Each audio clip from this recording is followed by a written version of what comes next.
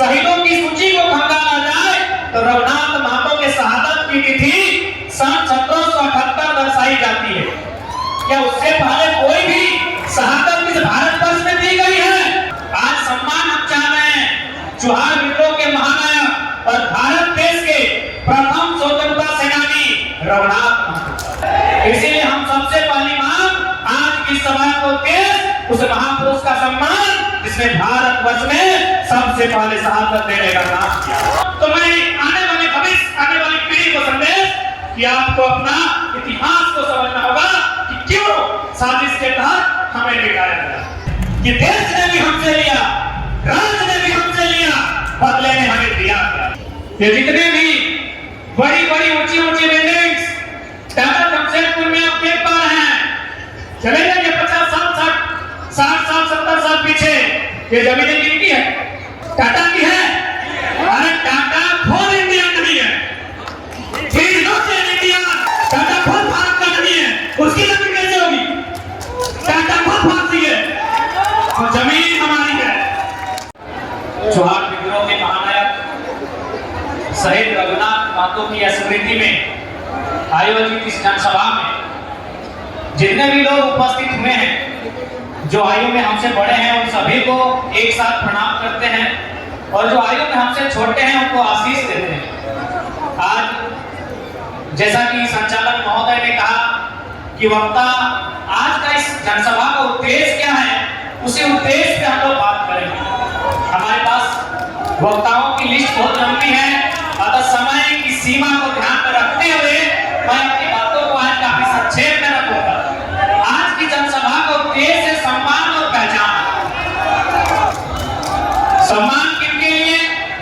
सम्मान जिन्होंने इस राज्य को अलग किया हो, चाहे इस देश को अलग किया हो, जिन्होंने हंसते हुए अपने प्राणों का बलिदान दिया है, उनके लिए सम्मान।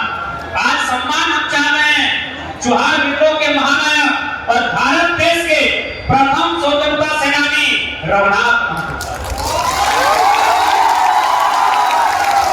इतिहास के पन्नों में भारत सरकार के पास जितने भी दस्तावेज हैं, अगर उन दस्तावेजों में शहीदों की सूची को खंगाला जाए तो रघुनाथ महतो के शहादत की तिथि सन 1778 दर्शाई जाती है। क्या उससे पहले कोई भी शहादत इस भारत वर्ष में दी गई है? क्या उससे पहले कोई भी शहादत इस भारत की माटी में दी गई है? इसीलिए हम सबसे पहली मांग आज की सभा को उस महापुरुष का सम्मान जिसने भारत वर्ष में सबसे पहले शहादत देने का काम किया। आज समय समय पर लोग उनके जीवन काल, उनके संघर्ष पर सवाल खड़े करते हैं, जो कि दुर्भाग्य का विषय है। एक शहीद जो समूचे देश का होता है, लेकिन आज लोगों की इतनी ओछी मानसिक राजनीति या मानसिकता क्या एक शहीद पर सवाल किया जाता है, जो कि बहुत ही दुर्भाग्य का विषय है। इसलिए आज के जनसभा का उद्देश्य है उन शहीदों को सम्मान देना जिन्होंने हंसते हुए राज्य के लिए, देश के लिए बलिदान दिया। दूसरा विषय है पहचान। आज का मेरे अनुसार दूसरा विषय है पहचान का। पहचान जो लोग आज यहाँ जुटे हैं, कुर्मी कम्युनिटी, जिनका इस राज्य के बनने में आज अगर गिनती करें तो कोल्हान से लेकर कोलांचल तक जितने भी सड़कें मिलेंगी, सड़कें चौक चौराहे मिलेंगे, हमारे पूर्वजों की मूर्तियां मिलेंगी जिन्होंने शहादत देकर इस राज्य का निर्माण किया। इसलिए आज हमारी लड़ाई हमारी पहचान के लिए है कि हमने देश को भी दिया है। जब देश का सवाल हुआ, हमने देश को दिया। रघुनाथ महतो, भूली महतो, चांदू महतो, न जाने कितने लोग हुए जिन्होंने देश के लिए शहादत दिया। हमने देश को भी दिया और जब राज की जरूरत पड़ी, हमने निर्मल, सुनील, शक्ति, सुदन के रूप में इस राज को भी दिया। लेकिन सवाल यह बनता है कि देश ने भी हमसे लिया, राज्य ने भी हमसे लिया, बदले में हमें दिया क्या? देश ने भी क्या दिया हमें? देश को हमने शहादत दे दी। आज देश के जब इस राज्य का निर्माण नहीं होता, जब देश का निर्माण नहीं होता, तभी इस टाटा जमशेदपुर में हजारों हजार जमीनें ली गई। क्यों? विकास की। हमने क्या नहीं दिया? जान दी, लेकिन हमें क्या मिला? ये सबसे बड़ा प्रश्न आज हमारे सामने खड़ा होता है। आज इस राज्य की अगर बात करें, जो मानसिकता है यहाँ के लोगों की, और यहाँ इस राज्य में बैठे जो लोग हमारी प्रतिस्पर्धा करते हैं, जो लोग हमारे विपक्ष की भूमिका में हैं, उन्हें उड़ीसा के लोग पसंद है, उन्हें बंगाल से, उन्हें बांग्लादेश से आए लोग दमाद के रूप में पसंद है, लेकिन जिनका संबंध इस देश में, इस राज्य में, इस छोटे नागपुर के पठार में धान के सृजन काल से है, उन्हें अपना ये बाहर जाए। इसलिए आज की लड़ाई हमारी पहचान की लड़ाई है। आज इस देश ने सबसे पहले हमसे छीना क्या? 1950 में हमारे लोगों को अनुसूचित जनजाति के जो सूचीबद्ध था वहां से बाहर किया है। आज यहाँ तमाम प्रबुद्ध लोग बैठे हैं, पढ़ने वाले नौजवान पीढ़ी बैठी है। किसी ने जानने का शायद प्रयास किया होगा कि भाई उनकी शत्रुता हमसे, और भी तो लोग थे जिनको सूची से हटाया जा सकता था, जोड़ा जा सकता था, लेकिन उनकी शत्रुता हमसे क्यों? उसका एक ही उत्तर है, आप जाके देख सकते हैं, जहां चाहे इंडस्ट्रियल बैंक हो या कोयला की खदानें हो, वो जमीनें हमारी, और कोई दूसरा कारण नहीं है, और कोई दूसरा कारण नहीं है। धनबाद बोकारो से रांची रामगढ़ या टाटा जमशेदपुर को ले लीजिए, वो मैक्सिमम जमीनें हमारी है। इसीलिए आज सूचीबद्ध से बाहर करने का सबसे बड़ा परिणाम और सबसे बड़ी साजिश ये भूखंड का हमारा मालिक। इसलिए हम अपनी आने वाली पीढ़ी को क्या देकर जा सकते हैं? इस लड़ाई को किस प्रकार हासिल करनी है, और ये लड़ाई इसलिए जरूरी है ताकि आने वाली पीढ़ी हमारी सुरक्षित और संरक्षित हो सके। आज जितने भी लोग यहाँ आए हैं, भली भांति आने वाले वर्षों में हमारे साथ क्या घटित होगा, आज यदि हम लोग अपनी लड़ाई को लेकर, अपने अधिकारों को लेकर, अपनी पहचान को लेकर जागरूक नहीं होते हैं, जो पहचान हमारी 1950 में छीनी गई थी, उस पहचान को लेकर अगर आज जागरूक नहीं होते हैं, तो आने वाले दिनों में इस राज्य में अगर कोई शरणार्थी बनेगा तो याद रखेगा सबसे पहले तो हमारी को। इसलिए आने वाली पीढ़ी को यह तय करना है कि जिन लोगों ने छोटा नागपुर पठार की स्थापना की थी, जिन लोगों ने छोटा नागपुर पठार में धान के सृजन में योगदान दिया था, आज वे लोग अपने अस्तित्व को बचा के रख पाते हैं, अपने अस्तित्व को संभाल के रख पाते हैं, या फिर वे लोग शरणार्थी कहेंगे, ये हमारी रिस्पांसिबिलिटी। और यदि आपको लग रहा है कि केवल ऐसा संभव नहीं है, हमारी तो संख्या लाखों में है, करोड़ों में है, तो सबसे पहला उदाहरण ले लीजिए। हमको हिंदी में बात करना पड़ रहा है, आपकी भाषा कहाँ?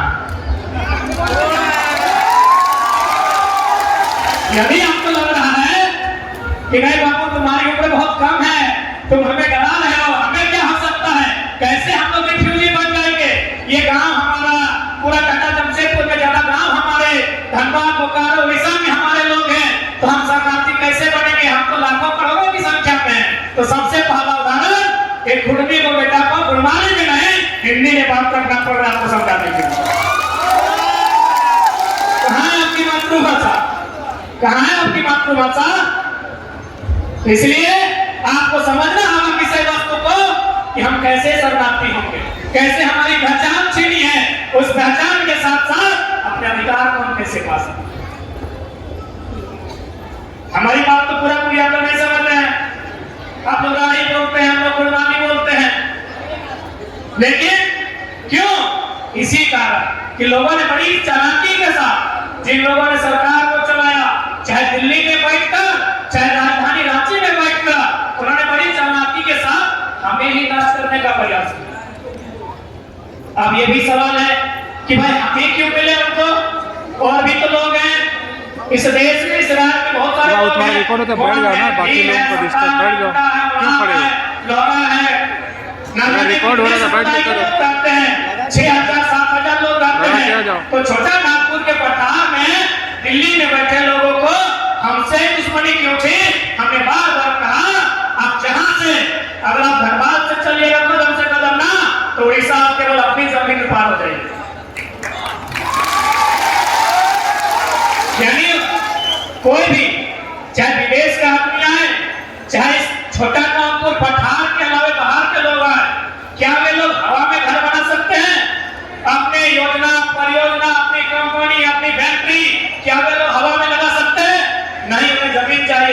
किसकी है? हमारी है। जमीनें किसकी है? हमारी है। इसीलिए सबसे पहले केंद्र सरकार ने जो उस समय और आज भी पूंजीपतियों की सरकारें हैं, उन्होंने कहा कि हमें सुविधा कैसे हो। यदि हम जमशेदपुर सरायकेला में कोई फैक्ट्री लगाएंगे, धनबाद बोकारो रांची में अगर जमीन का अधिग्रहण करेंगे तो सुविधा कैसे होगी? इनके पास जमीनें ज्यादा। तो आप देख सकते हैं विशेषकर कोयलियरी बेल्ट में, औद्योगिक क्षेत्रों में लगभग 60-70% जमीनें हमारी थी। इसलिए 1950 में बिना किसी नोटिफिकेशन के हमें जो समय की सूची थी प्रिमिटिव ट्राइब, हमें बड़ी साजिश चालाकी षड्यंत्र के तहत बाहर कर दिया। आज भी हमारे पढ़ने वाले नौजवानों को, हमारे माता व बहनों को, हमारे समाज के मैक्सिमम लोगों को जानकारी तक नहीं कि हमारे साथ ये साजिश क्यों रची गई। इसलिए आज एक जन चेतना की आवश्यकता है, जो चेतना धीरे धीरे जागरूक हो रही है हम सभी के बीच। आज हम सबों के बीच एकजुटता की आवश्यकता है। जो एकजुटता हम देख पा रहे हैं, इस एकजुटता को आखिरी मुकाम तक जब तक हमारी पहचान और सम्मान न मिल जाए, इसे कायम रखना। क्योंकि इस बात को मानना होगा, हम लोग बहुत ही सरल लोग थे, भोले भाले लोग, खेती के माध्यम से धान लगाकर अपना जीवन यापन करने वाले लोग, बहुत सरल लोग थे। हमने लोगों की चालाकी को कभी समझा नहीं। आज उसी चालाकी का परिणाम कि हम लोग हास्य हैं। आप बारीकी से मैं कुछ बिंदुओं को समझा रहा हूं और बिंदुओं से आपको आभास होगा कि किस प्रकार हमें मैनेज करने का प्रयास किया है। सबसे पहले बात करते हैं इतिहास की। यहाँ सभी पढ़े लिखे नौजवान हैं, पढ़ी लिखी माताएं आई हैं, सबको जानकारी है। हम जैसे ही इतिहास पढ़ते हैं, हमारे सामने चैप्टर्स आते हैं पाषाण काल, उसको 3 भागों में बांटा जाता है, पूरा पाषाण काल, मध्य पाषाण काल, नव पाषाण काल। जैसे ही पाषाण काल खत्म होता है, ताम्र पाषाण में आते हैं, कांस्य युग में आते हैं, मोहनजोदड़ो हड़प्पा में आते हैं, वैदिक काल, उत्तर वैदिक काल में आते हैं, महाजनपद काल होते हुए, गुप्त वंश होते हुए, हम लोग मुगल को पार करते हुए अंग्रेजों के काल तक आते हैं ना। ये तो इतिहास पढ़ते हैं ना, पढ़ा हमने। लेकिन बताइए, कहीं राण काल का जिक्र है, कहीं राण सिविलाइजेशन का जिक्र है? किसी इतिहास के पढ़ने में एक भी व्यक्ति में खड़ा होकर बता दीजिए।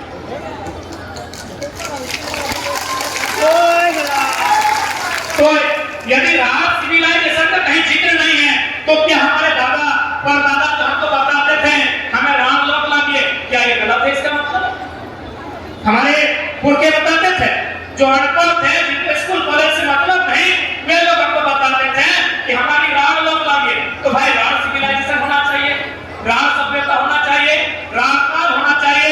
जैसे पाषाण काल है, नव पाषाण काल है, मध्य पाषाण काल है, बुद्ध काल है, जैन काल है, मुगल काल है, महाजनपद काल है। राण काल होना चाहिए कि नहीं होना चाहिए? कहाँ है? किसी इतिहास के पढ़ने में राण सिविलाइजेशन का जिक्र है? यानी सबसे पहले चालाक लोगों ने क्या किया? हमारी सभ्यता को इतिहास में कहीं स्थान नहीं दिया। अब ये मत पूछिए कि इतिहास लिखने वाले सब बहुत बड़े महापंडित थे, उनसे भूल नहीं हो सकती है, उनसे भारी भूल हुई है। और उन्होंने बिल्कुल चाटुकारिता में और द्वेष में घृणापूर्वक इतिहास को लिखा है। मैं नाम न लेकर वो उदाहरण देना चाहूंगा, क्योंकि मैंने इतिहास की बात कही है और मैं एक्सप्लेन इसलिए कर रहा हूं कि लोगों ने इतिहासकारों से भूल कैसे नहीं हो सकती। फिर पढ़े लिखे लोग हैं, बोलेंगे वे इतने बड़े इतिहासकार थे, उनसे कैसे भूल होगी? हो सके हम ही लोग गलत हैं, राण सिविलाइजेशन नहीं था। तो मैं बताता हूं इतिहासकारों से कैसे भूल। एक राजा का नाम आता है, कहा जाता है कि उस राजा ने, मैं नाम इसलिए नहीं लूंगा क्योंकि लोग जाति धर्म से जोड़ देंगे, उसके बारे में कहा जाता है कि उस राजा ने भारत पे जब आक्रमण किया था तो तोप के गोले से आक्रमण किया था, तोप के साथ। ध्यान दीजिएगा मेरी बात को, इतिहासकार भूल कैसे नहीं कर सकते हैं, इतिहासकार धोखा कैसे नहीं कर सकते हैं, इतिहासकार बेईमानी कैसे नहीं कर सकते हैं। उन्होंने क्या बताया कि 1500 के पीरियड में भारत में राजा आया विदेशी,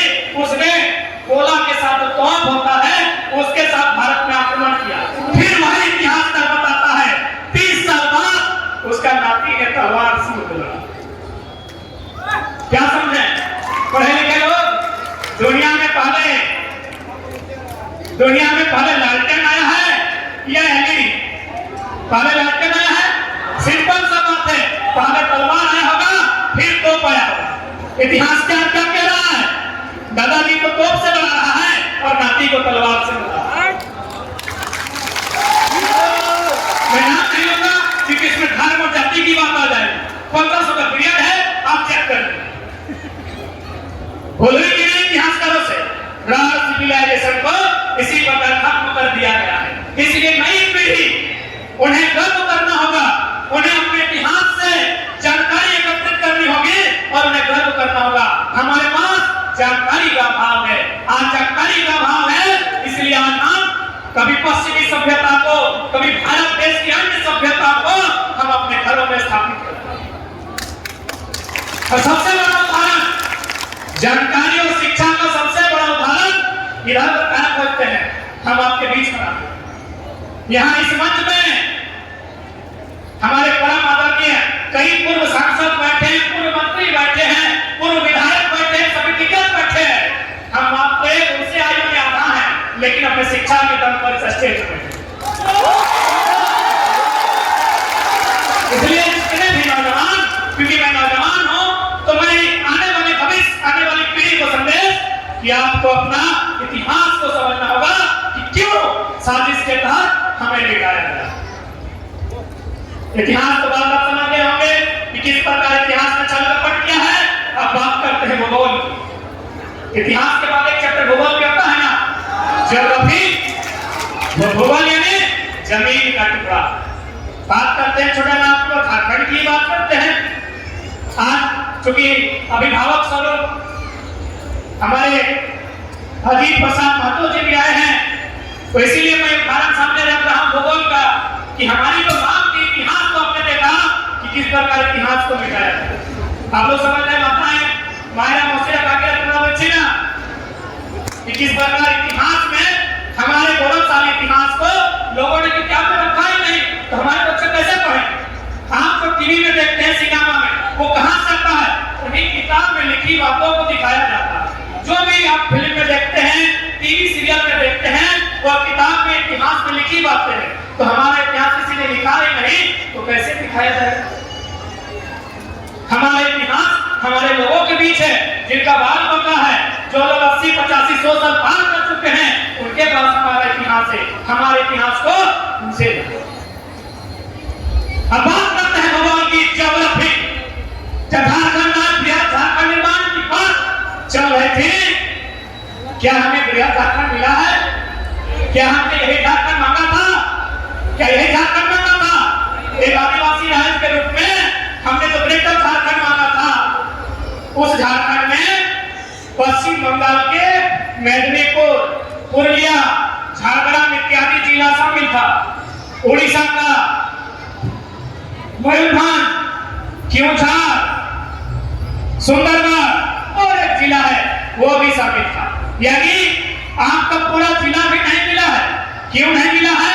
तब पूरा अगर राज मिलता जहां तक आपकी मांग थी, यानी यदि हम बंगाल का हिस्सा मांग रहे थे, हम यदि उड़ीसा का हिस्सा मांग रहे थे, इसका मतलब वे लोग हमारे थे।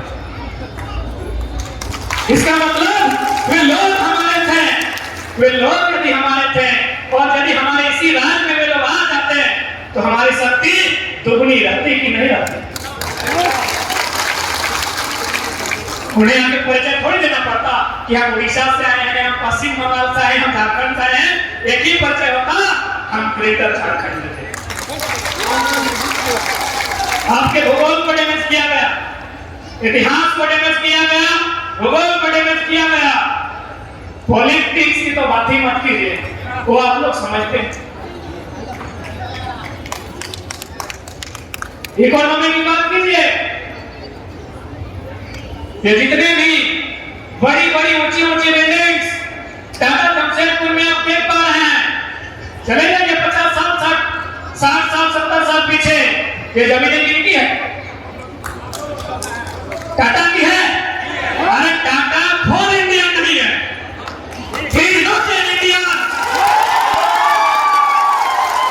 टाटा खुद भारत का नहीं है, उसकी जमीन कैसे होगी?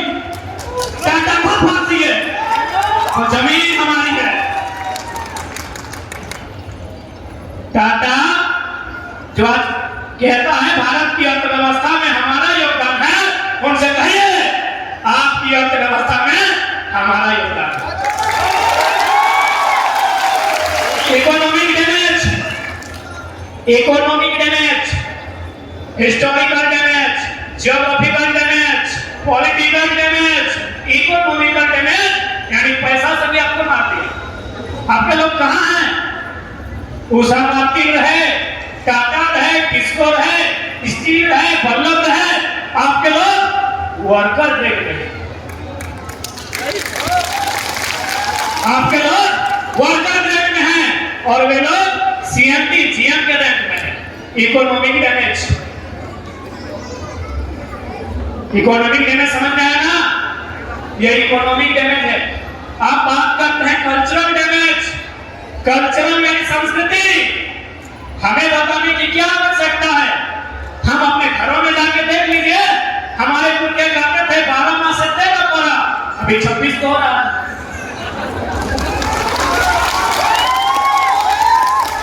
कल्चरल डैमेज, कल्चर यानी संस्कृति, संस्कृति यानी खान पान रहन सहन, और यही कल्चर आपका महत्वपूर्ण होगा। आप तो लड़ाई लड़ रहे हैं अपने आप को सूचीबद्ध करने के लिए। आपका कल्चरल आइडेंटिटी आपको मजबूती के साथ, आपके मेल देना चाहिए, आपको मजबूती के साथ आपकी सूची की लड़ाई में, आपकी पहचान की लड़ाई में आपका बचाव होगा। सांस्कृतिक डैमेज हुआ है ना? मानवसी लोग अच्छा से समझेंगे। हमारे पुरखे कहते थे ना 12 माह से 13 तक होना, कहते थे ना कि हमारा पर्व वही है जिसमें मोड़ी चूड़ी का पूड़ी चलता है।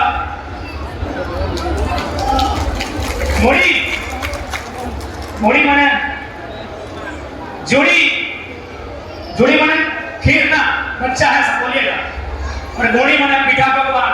जाके देखिए अभी क्या क्या लेके आते हैं।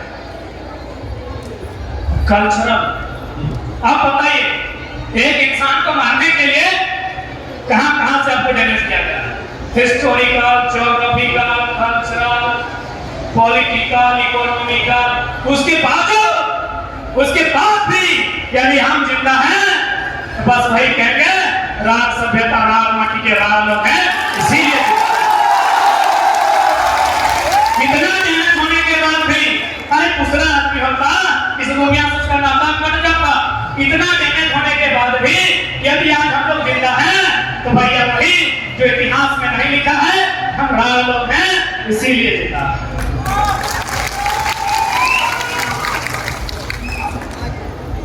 यदि हमको ये भी पता लगता है कि नहीं बाबू आपके पास माइक है, आप कुछ भी बोल देते हैं, तो देते हैं तो बढ़िया उदाहरण, क्योंकि आप लोग आधुनिक मॉडर्न लाइफ में जी रहे हैं, तो आप लोग बाहुबली का फिल्म भी लेके आओगे मोटामोटी।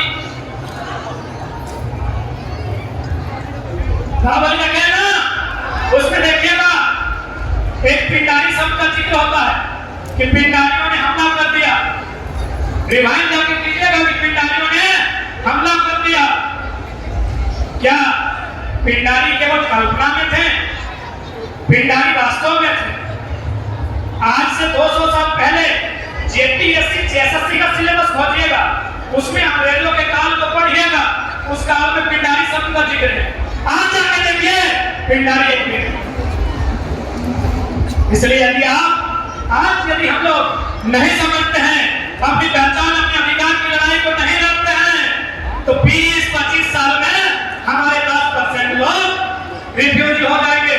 आने वाले 20-25 साल धीरे धीरे एक दिन ऐसा आएगा कि हमारे नाम का भी केवल इतिहास रहेगा, वर्तमान समाप्त हो जाएगा। इसलिए आज हमारे हमसे आयु में काफी वृद्ध वक्ता आए हैं, वे अपने अनुभव को आपके बीच रखेंगे, उनको सुनिएगा और समझने के साथ साथ उसे अमल करने का प्रयास कीजिएगा, क्योंकि आज हम एक निर्णायक लड़ाई में हैं। आज यदि चुप होगी तो फिर एक विदेशी पूरा टाटा को कब्जा कर लिया है, कोई और परदेशी बाकी जो हमारा बच्चा है उसे भी कब्जा कर। बाकी ठीक है, हमारे भी बहुत सारे वक्ता हैं, समय की पाबंदी है, निर्मलता की माटी में निर्मलता के कथन के साथ समाप्त करेंगे कि सवाल बनकर फिर उठूंगा, जो बन पड़े वो जवाब रखना। कि सवाल बनकर फिर उठूंगा, जो बन पड़े वो जवाब रखना। मेरा खून बेकार न जाए, मेरे खून का हिसाब रखना। मेरे खून जो हमसे बड़े हैं सबको प्रणाम।